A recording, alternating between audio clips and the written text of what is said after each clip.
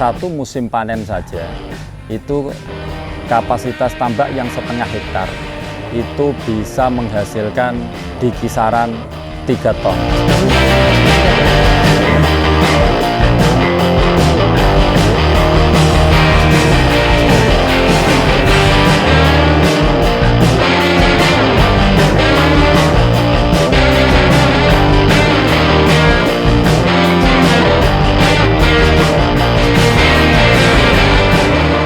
Assalamualaikum warahmatullahi wabarakatuh. Nama saya Solikin. Saya asli penduduk Desa Tunggulsari, Kecamatan Tayu, Kabupaten Pati, yang keseharian sebagai penggiat pengelola nila salin yang ada di Desa Tunggulsari ini dan di sekitar desa.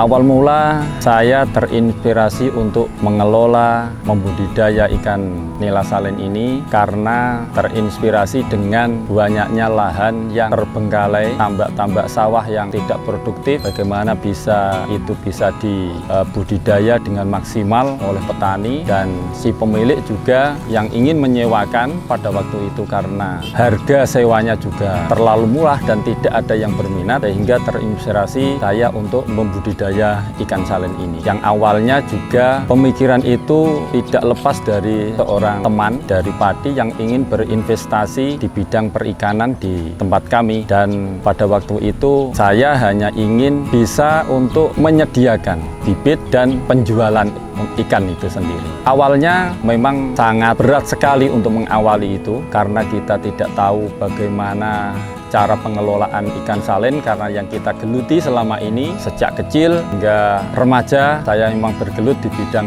pembudidaya, tetapi pembudidaya udang windu dan bandeng, yang kalau kita hitung ikan bandeng pemeliharaannya itu dari awal sampai panen itu memerlukan waktu yang cukup lama, yaitu 6-7 bulan, tetapi dengan budidaya nila ini bagaimana bisa 3 bulan sampai 3,5 bulan, 4 bulan bisa panen. Dan kami mencari bibit pada waktu itu, bibit nila kita uji coba pertama kali, kita menyewa petak kecil dan kita uji coba untuk mengisi atau memelihara pembudidaya ikan nila, ikan bawal dan ikan tombro pada waktu itu. Dan kami berkesimpulan pada waktu itu bahwa ikan nila lah yang paling cocok untuk budidaya di lokasi desa kami.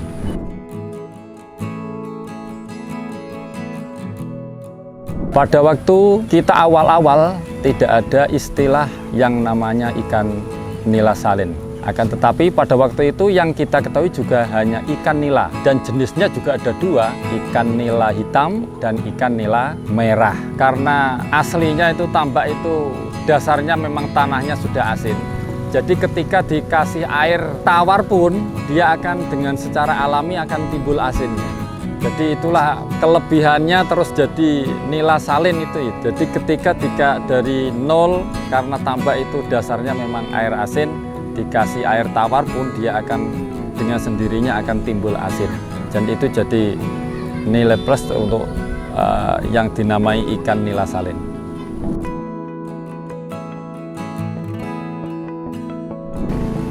Keuntungan di nila salin adalah yang paling bisa dirasakan di pasar itu memang nilai penjualannya itu cepat, karena tekstur dari ikan nila salin ini memang tekstur dagingnya, rasanya itu memang beda jauh dengan yang hasil dari pembudidaya ikan air tawar. Itu yang paling besar nilai jualnya. Untuk waktu itu memang relatif nila salin dibandingkan dengan budidaya ikan bandeng itu memang jauh. Jadi kalau kita petani itu memang bisa membandingkan, kalau bandeng itu 7 bulan bisa panen, kalau nila salin kita membutuhkan cuma 3-4 bulan panen.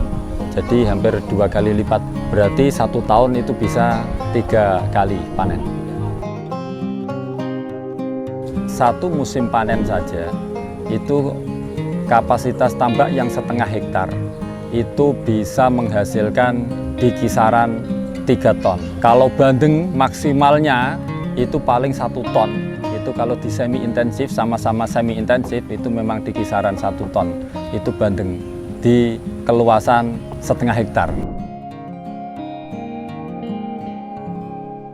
Kendala yang pengelolaan budidaya ikan nila ini adalah rentan waktu, biasanya mulai pancaroba terindikasi banyak sekali biasanya penyakit. Jadi jamur itu biasa tumbuh karena rentan permasalahan nila selain adaptasi awal untuk pengisian itu adalah di musim-musim itu. Jadi jamur pada bulan-bulan Maret, April itu biasanya rentan terkena jamur.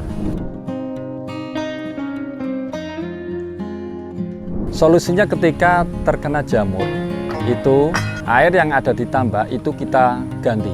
Jadi kita harus berani berspekulasi untuk mengganti air total dan kita ganti dengan air bor yang murni sampai air itu terpenuhi seperti yang kita inginkan kapasitas tambaknya.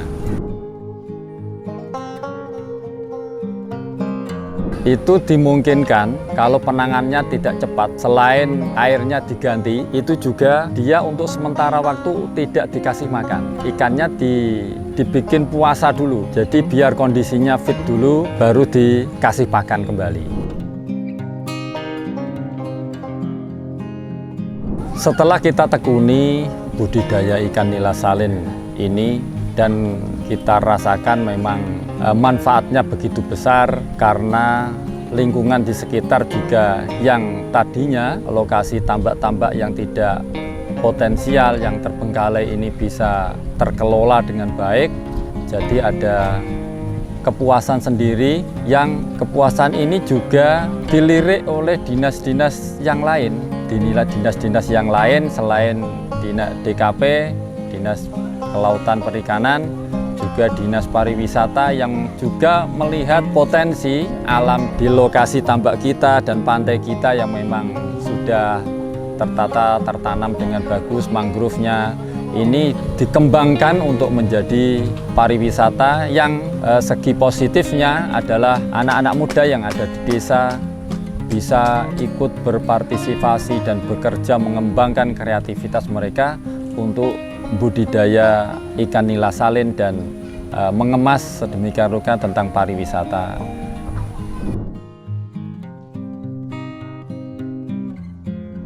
Ya, selain pariwisata yang memang pure budidaya pembesaran ikan nila salin dan pariwisata khususnya, di sini juga tumbuh perekonomian yang lain, sektor yang lain, yaitu ada pemancingan seperti Pring Pitu ini juga mengelola pemancingan, plus ada kolam renang anak-anak untuk anak-anak. Ini daya tarik tersendiri untuk sektor menggeliatkan sektor pariwisata di desa wisata Mina Mangrove ini.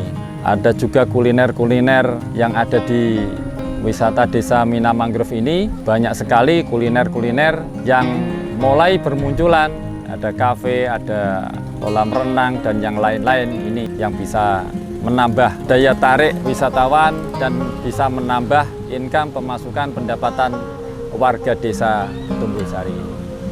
Seperti ini yang baru dibangun ini baru dirintis untuk kafe. Jadi kalau pemancingan bukanya pagi sampai sore, sampai maghrib. Jadi nanti malamnya bisa mancing dan bisa sambil ngopi-ngopi.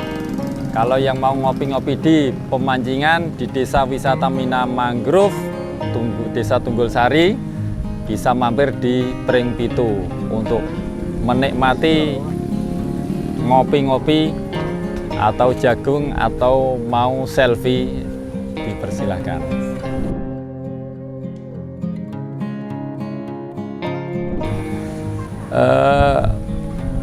Saya berharap karena negara kita itu memang negara kepulauan, berarti dengan sendirinya akan banyak lokasi-lokasi di pesisir pantai itu yang bisa dijadikan budidaya ikan nila salin seperti di Tunggulsari, di tambak ini. Jadi saya berharap bisa menginspirasi teman-teman pembudidaya ikan selain bandeng. Ini ada produk yang baru namanya ikan nila salin yang bisa dikelola di tambak yang aslinya air asin.